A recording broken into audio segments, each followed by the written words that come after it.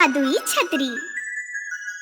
चुन्नू अपने माँ बाप के साथ वर्षापुर नाम के गांव में रहता है। उसके पापा एक गरीब मजदूर थे। जमींदारों की यहाँ से जो मजदूरी मिलती थी उसमें जैसा तैसा रोज का खर्चा चला पाते थे। ऐसे में अगर कोई और खर्चा आ जाता तो ऐसे लगता जैसे सिर पर पहाड़ टूट पड़ा हो। हर साल की तरह इस साल भी बारिश शुरू हो गई थी। चुन्नू बिना छतरी के जैसे तैसे स्कूल पहुंचा तो लेट हो गया। उसे देखते ही टीचर ने कहा, चुन्नू वहीं रुक जाओ। कितनी बार कहा है तुमसे, बरसात में भीगते हुए मत आया करो, छतरी लेकर आया करो। टीचर जी वो टीचर छतरी होगी तो लाएगा ना।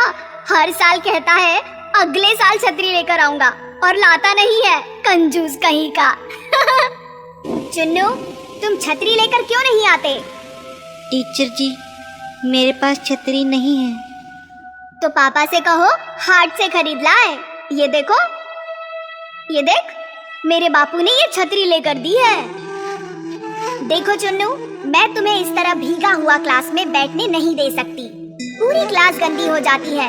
तुम घर जाओ, कल आना या वहीं खड़े रहकर सुनो मैं क्या पढ़ा रही हूँ।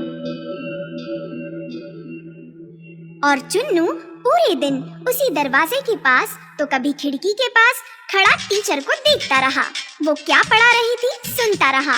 दूसरे दिन उसने सोचा बारिश शुरू होने से पहले ही वो स्कूल चला जाएगा, मगर जैसे ही वो निकलने लगा अचानक बारिश शुरू हो गई। अरे बारिश तो जोरों से शुरू हो गई।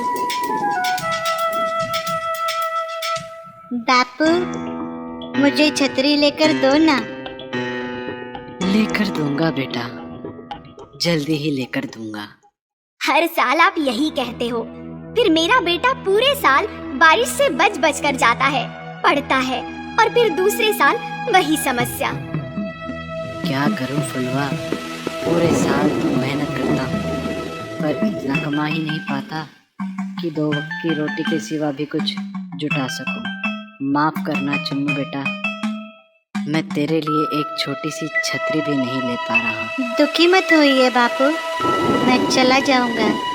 अरे कैसे चला जाएगा? बारिश।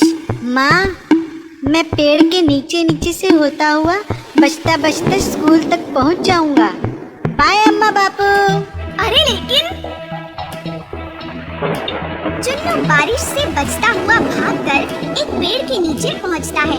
कुछ देर वेट करता है मगर बारिश है कि थमने का नाम ही नहीं ले रही। वो कुछ देर ऊपर की तरफ देखता है। आसमान पूरी तरह काला है। ओह बादल तो बहुत घिरे हुए हैं। लगता है आज स्कूल में बहुत लेट हो जाऊंगा। मुझे चलना चाहिए। अगर कुछ देर और ऐसी बारिश रही तो मैं कमर तक भीग जाऊंगा। फिर मेरा स्कूल ड्रेस भीग गया तो टीचर भी वैसे ही क्लास में नहीं आने देगी। क्या करूं, क्या करूं? उसे पेड़ पर चढ़े हुए काफी वक्त गुजर गया है। उसे भूख लगती है। वो अपना पेट पकड़ता है। उसे जोरों की भूख लग जाती है। सोचता है पता नहीं कब बारिश बंद हो, क्यों ना तब तक अपने स्कूल का टिफिन खा लूं। और वो अपने स्कूल बैग से अपना टिफिन निकालता है। उसमें रोटी और बुक्का किया हुआ प्याज है। तभी उसे पानी में नीचे छप छप की आवाज आती है। वो देखता है तो एक साधु चलता हुआ उसी पेड़ के नीचे आकर रुक जाता है।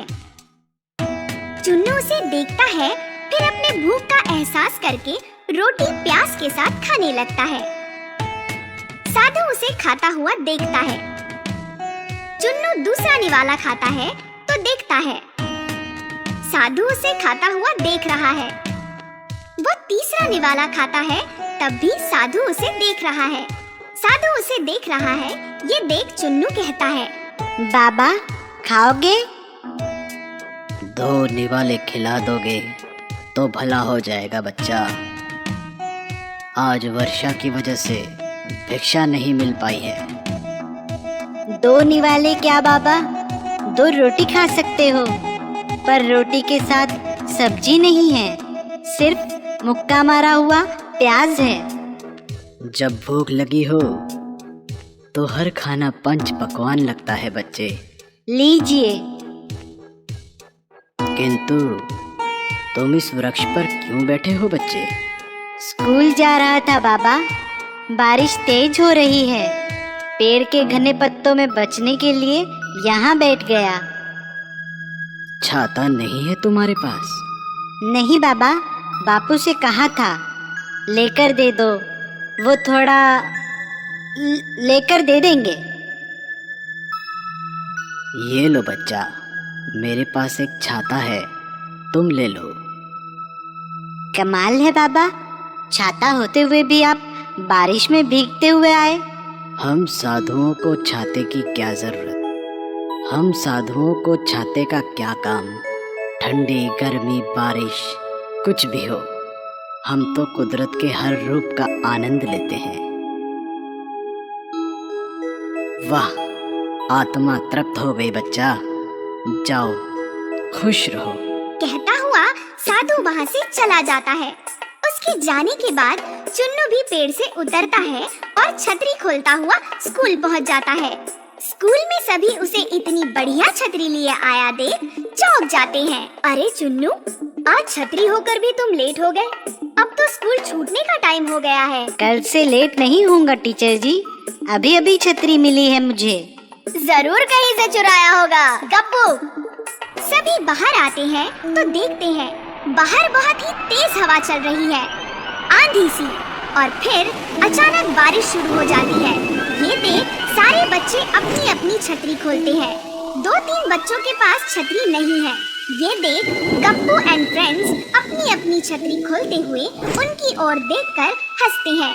तभी चुन्नू आता हुआ अपनी छतरी खोलता है और उन 2-3 बच्चों से कहता है, आ जाओ, तुम तीनों भी आ जाओ। अरे हम तीनों इतनी सी छतरी में कैसे आ सकते हैं? अरे पूरी तरह भीगने से तो अच्छा है कुछ कुछ बच जाना। आओ देखो, बच रहे हैं ना हम चारों। हाँ यार, तुम्हारी छतरी तो बहुत बड़ी है। इनकी छतरी कौवा बन गई।